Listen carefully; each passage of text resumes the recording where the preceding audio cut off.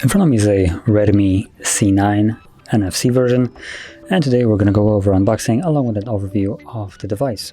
So let's pop it open. Now I already did cut the foil, as you can see, and did go through the setup of the device, so we don't have to sit through that. So simply let's pop it open. There we go. Nothing in here, as you can obviously see, so there we go, out of the shop. And we got a phone itself. So I'm gonna set it aside for now. Inside of here we got, looks like maybe a case or not. So just a paperwork along with a SIM eject tool. So nothing special. Then we got a cable. Unfortunately, this is a micro USB to USB, so a little bit disappointing. Again, just throw it to the side. Then we get a charger. Now I believe this is a 10 watt. Let me quickly look at it.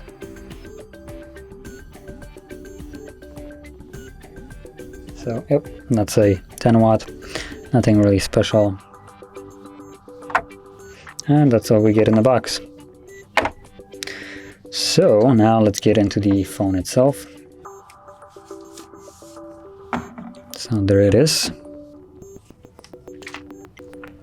And straight off, the first thing that we'll see is the display. I'm not sure if this is max brightness, so yep, it looks like it is max brightness. Let's change the wallpaper to something a little bit brighter.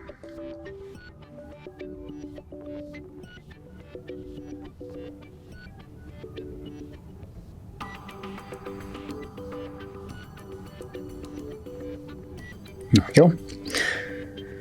So hopefully this will look a little bit better.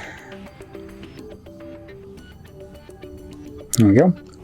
So going to it, the first thing that you can see is the display. So that's a 6.53 inch display with a resolution of 720 by 1600. So just a HD resolution, unfortunately. And it's an IPS LCD display. So again, that's kind of why it's so dim. Has 81% screen to body ratio, fairly nice. Obviously you cannot really see the bezel, the bottom one, until I just pull up the one. There we go. So we can now see the bezel right here. So it is fairly big compared to the rest of the bezels all around the device, but still it looks fairly decent. And like I said, it's 81% screen to body ratio, so it looks okay. Now the density of this display isn't anything super amazing. It's 269 pixels per inch, so a little bit behind the, I would say, norm in 2020, and that is strictly because this is a 720p display instead of a 1080p.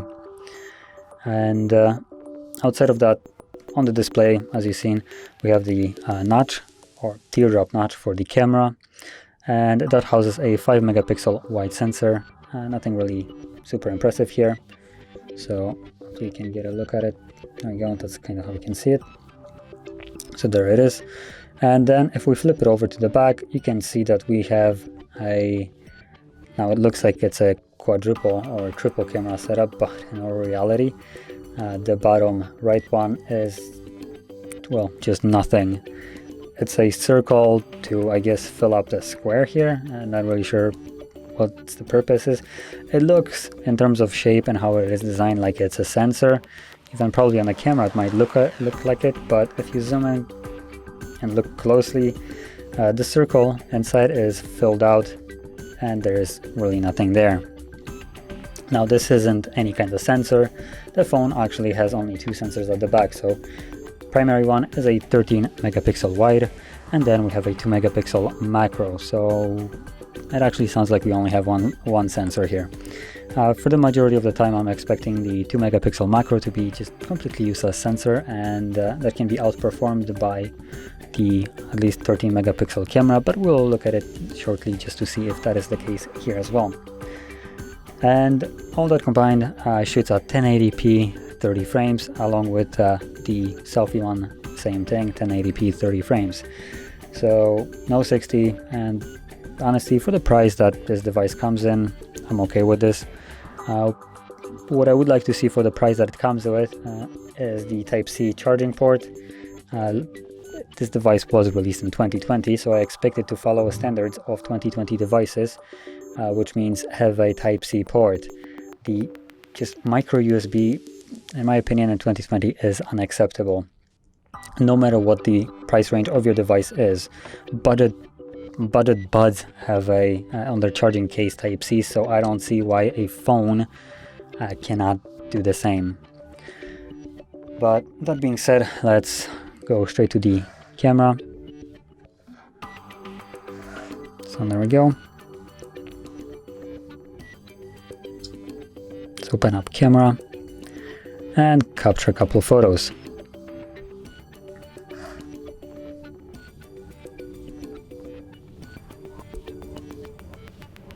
So I'm gonna get it from a little bit of a lower angle.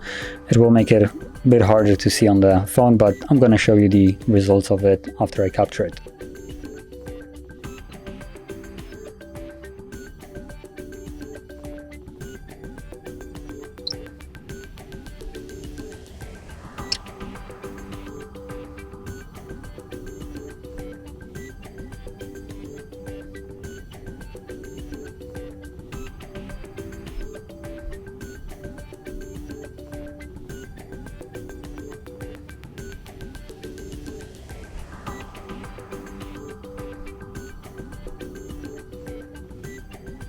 I'm trying to right now find the macro lens. As always, they're just hidden somewhere.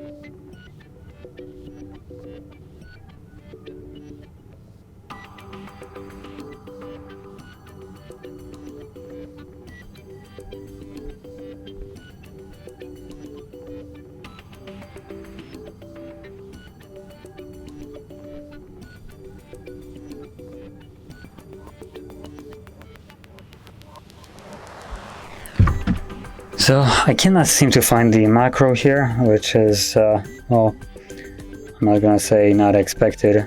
Some of the manufacturers, when they put the macro lens that is, well, 2 megapixels, they make it hard accessible, just so you cannot really get to use it and complain about it.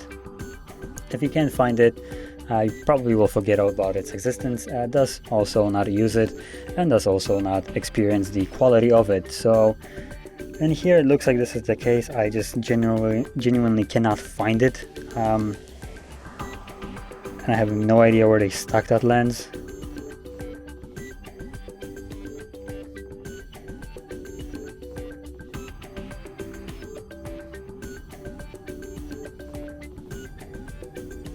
So yeah, I'm not gonna waste more time trying to look for it. This just kind of seems to be redundant. Obviously, Redmi decided to hide it purposely. It is most certainly somewhere there. I just cannot waste the time to be bothered to look for it, honestly. But obviously you can see the normal lens result here, and this is the 13 megapixel sensor. And for all intents and purposes, this is doing a fairly good job at taking pictures. The colors of it are fairly close to how they look like normally. They're not overly saturated, which is a nice thumbs up here. Now obviously on the camera this will look completely different. obviously the phone right here and the screen of it looks dimmer and just not really close to what I can see right here. But in reality, for me, it's not accurate, but it's closer than what I would expect. Majority of these like cheap lenses or cheap phones tend to oversaturate their images, so it looks a little bit more vibrant and more interesting.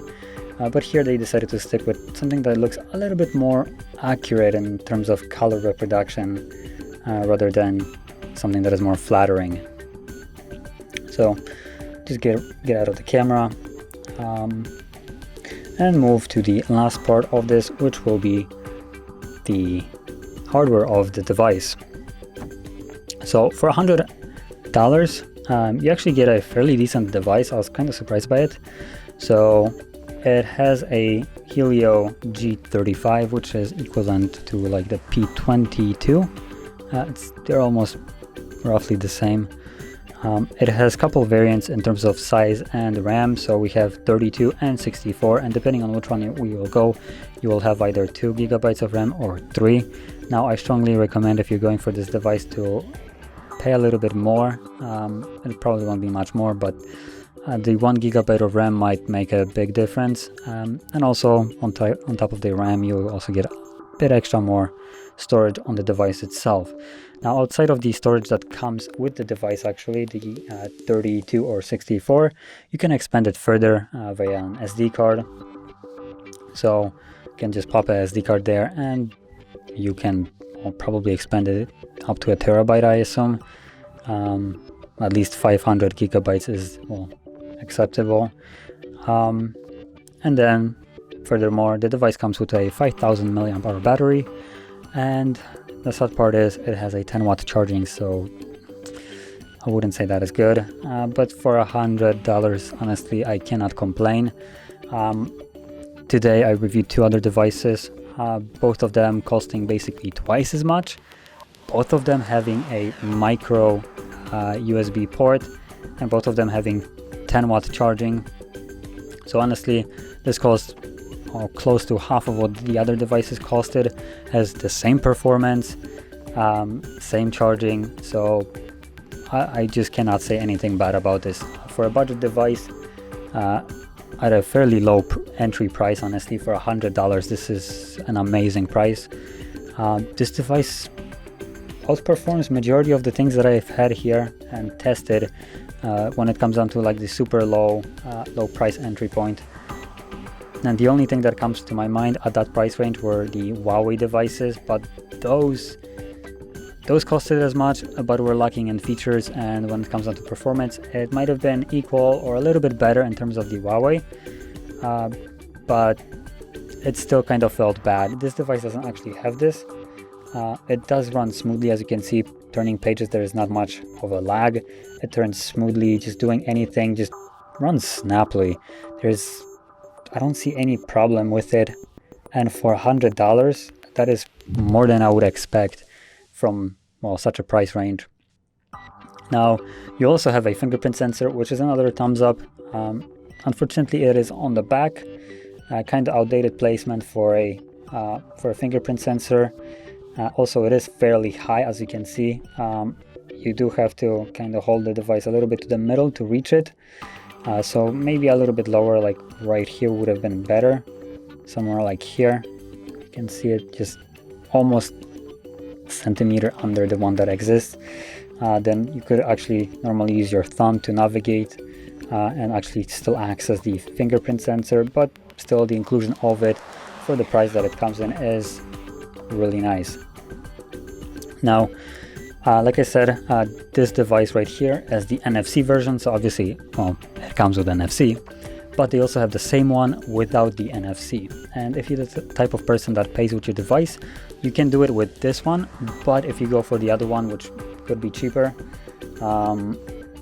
you will not have the option to pay with the device. So if you like to pay with your phone, the NFC version, make sure you opt for the NFC one. Now, even on the box, grab it quickly, whatever is in here, you can see, after I dropped it, that it does say right here NFC, so make sure you look for that. And the device comes with 3 different color options. So the one that I have right here, I'm assuming, is the midnight gray, and it does have this, at the first glance, kind of looks like carbon fiber, but it's not really looking like it. It has just this kind of like lines that just, well, smudge all over it in a way. Not really sure how to explain it. It's just, you can see it. So this is the midnight gray.